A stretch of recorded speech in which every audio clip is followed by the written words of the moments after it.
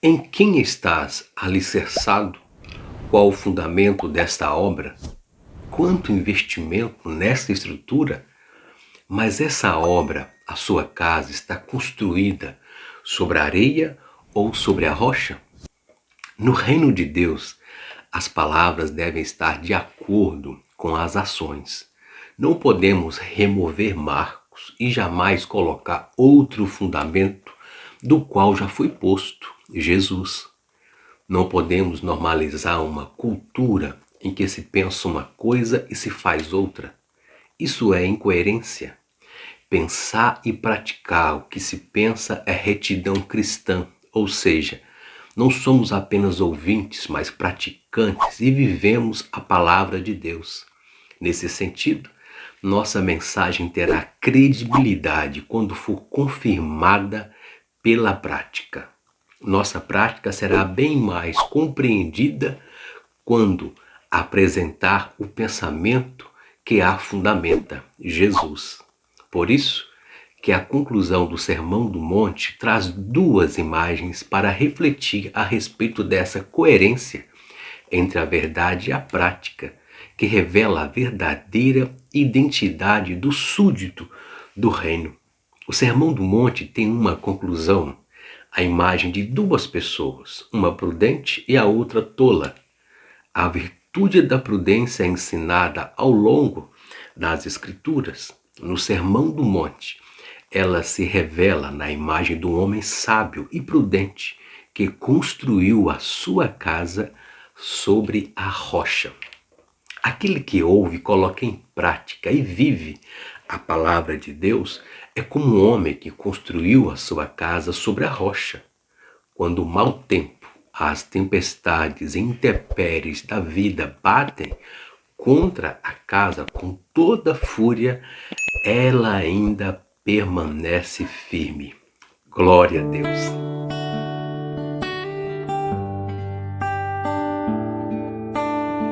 A paz do Senhor Jesus, bem-vindo a essa reflexão bíblica da Escola Dominical, já no encerramento da série de estudos do Sermão do Monte. E chegamos à última lição, a lição 13, a verdadeira identidade do cristão. Glorifico a Deus pelo seu apoio, interação e orações nesse projeto. Vamos à lição. A verdadeira identidade do cristão. O textual nos diz: nem todo que diz Senhor, Senhor entrará no reino dos céus, mas aquele que faz a vontade do meu Pai que está nos céus. Mateus 7:21. E a leitura, na verdade prática, nos diz: no reino de Deus não basta ouvir para se identificar com o Salvador. É preciso praticar o que se aprendeu. A leitura bíblica em classe que fundamenta essa lição está em Mateus, no capítulo 7, versos 21 ao 27, que diz: nem todo que diz Senhor, Senhor entrará no reino dos céus, mas aquele que faz a vontade do meu Pai que está nos céus. Muitos me dirão naquele dia: Senhor, Senhor, não profetizamos nós em teu nome? E em teu nome não expulsamos demônios? E em teu nome não fizemos muitas maravilhas? 23. E então lhes direi abertamente: nunca vos conheci, apartai-vos de mim, vós que praticais a iniquidade. Todo aquele, pois, que escuta as minhas palavras e as pratica, assemelho-ei ao homem prudente, que edificou a sua casa sobre a rocha. Verso 25. E desceu a chuva, e correram os rios, e assopraram os ventos, e combateram aquela casa, e não caiu, porque estava edificada a rocha. Verso 26.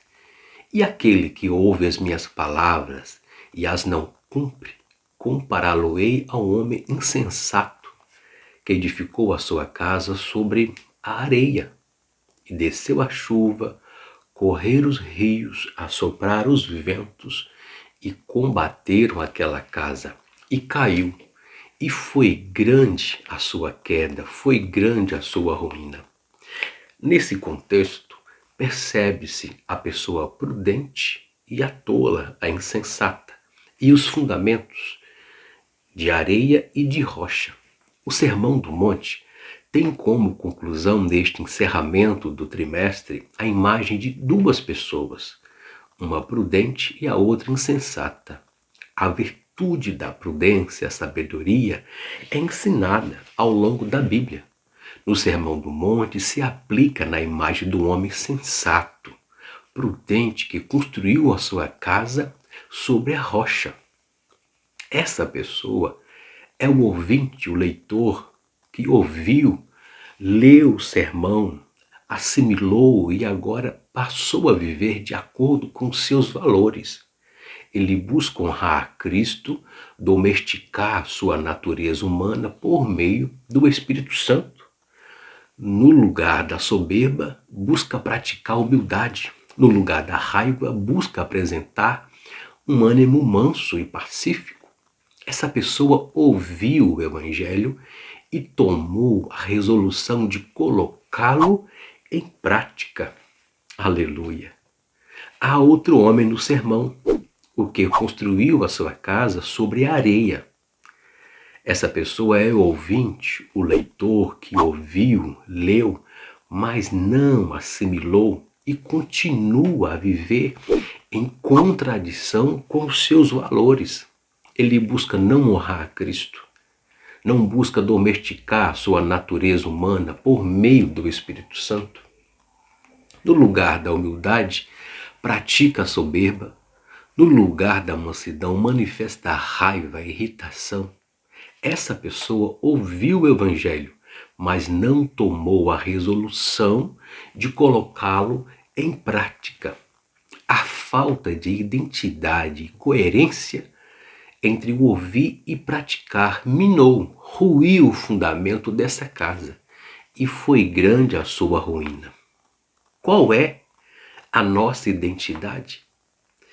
Os discípulos, os súditos desse reino, não serão julgados pelo que dizem ou pelas maravilhas que fazem, mas pelo caráter vivenciado neste mundo.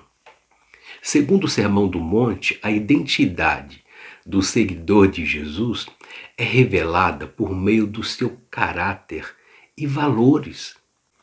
Não por acaso nosso Senhor disse que os seus discípulos seriam conhecidos se vos amardes uns aos outros. João 13:35. Nesse sentido, a nossa identidade se revela na prática da vida cristã. Aleluia! O Sermão do Monte é um chamado para viver os valores do reino de Deus de maneira compromissada. Esses valores serão manifestados no dia a dia de quem é chamado seguidor de Jesus Cristo. Por isso, esse sermão é tão relevante e aprendemos muito nesse trimestre. Não há como ficar indiferente ao que ele nos impõe, é preciso tomar decisão. Então, construiremos a nossa casa sobre a rocha. Aleluia! Que Deus nos guarde. Concluindo esta reflexão EBD, o Sermão do Monte é o código de ética dos súditos do reino de Deus. Precisamos conhecer esse código de ética e viver tudo o que Jesus Cristo ensinou, o mais importante dentro desse sermão. Este ensinamento do Sermão do Monte é para ser posto em prática, não apenas para ser admirado ou debatido ou aplicado em uma preleção. A sua preciosidade só pode ser provada verdadeiramente quando praticamos o que o sermão, a palavra de Deus nos ensina. Então veremos o quanto a virtude do reino de Deus tem um padrão elevado e celestial.